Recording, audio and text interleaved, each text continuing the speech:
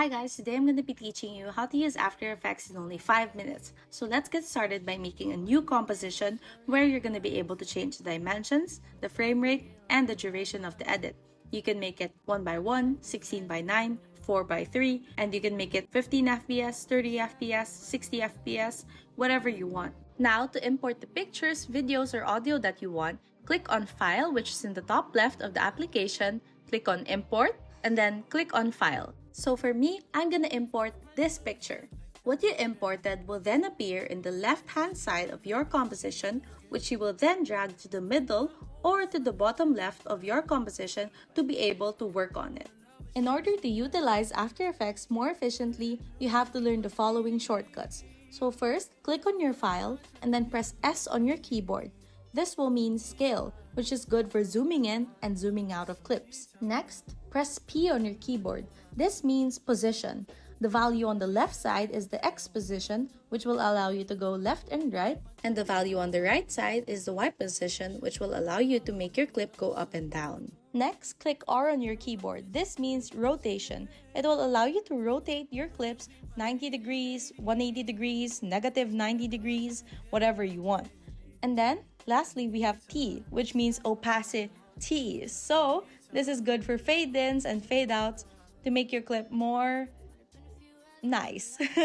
Moving on to the slightly more complex shortcuts, we have Control-Shift-D. This will allow you to cut your clip, which you can then delete the other half of by just pressing backspace. Next, in order to pre-compose your clip or put a bunch of files into one composition, you click Control-Shift-C. Now this will help you keep your workspace more organized and neat, or it also allows you to work on compositions in smaller batches. It's also super important to always press Ctrl-S because if you forget to do so, you might lose your whole progress. And then of course, we have Ctrl-Z, which will allow you to undo anything. Moving on to transitions and graphs, I will be teaching you how to make a simple transition. So let's start by a zoom in or a zoom out. First, let's start by clicking on the file, pressing S on your keyboard, which will reveal the scale, then moving your time frame into the beginning of the clip. Then, create a keyframe by clicking on the clock-looking thing.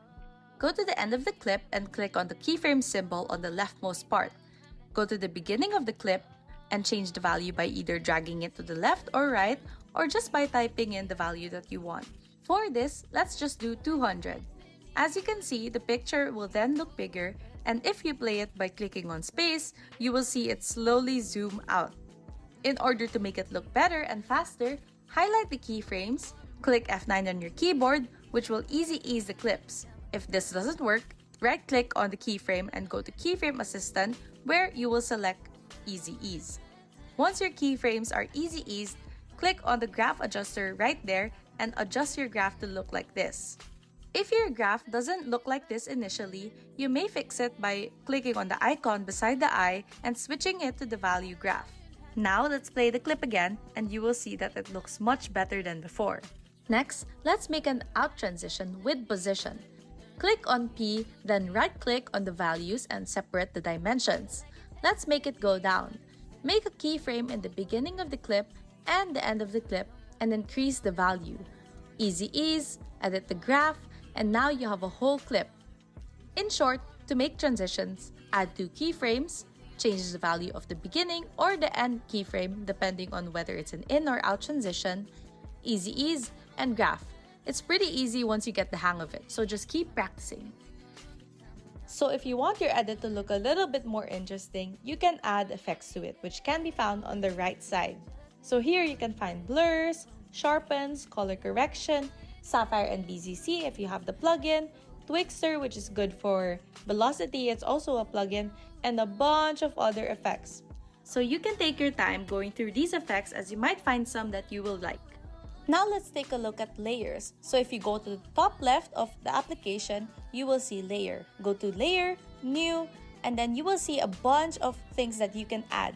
So there's text, which of course will add text to your composition, solids, which are blocks of color, nulls, which will allow you to layer transitions by connecting clips to nulls, and adjustment layers, which will allow you to layer effects on top of clips. If you look at the top left here, you will also see a bunch of other things that you can use, like the pen tool, which will allow you to mask clips, or the masking tool, which if you long click in, you can see that there's a bunch of other options like stars. You can also easily add text with this instead of going to layer then text, or you can even try to use the puppet tool, which is good for animation. Lastly, we have this tool which is very effective in marking beats for audios or marking where I want transitions to be. It's called the comp marker tool, and you just click on this every single time you want to add a mark. You can move these marks anywhere across the composition, or you can even lock them by right-clicking on it and clicking lock.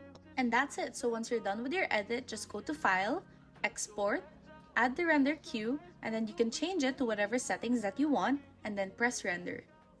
So I hope you guys found this tutorial useful. Make sure to drop a like or subscribe to me. Thank you guys for watching.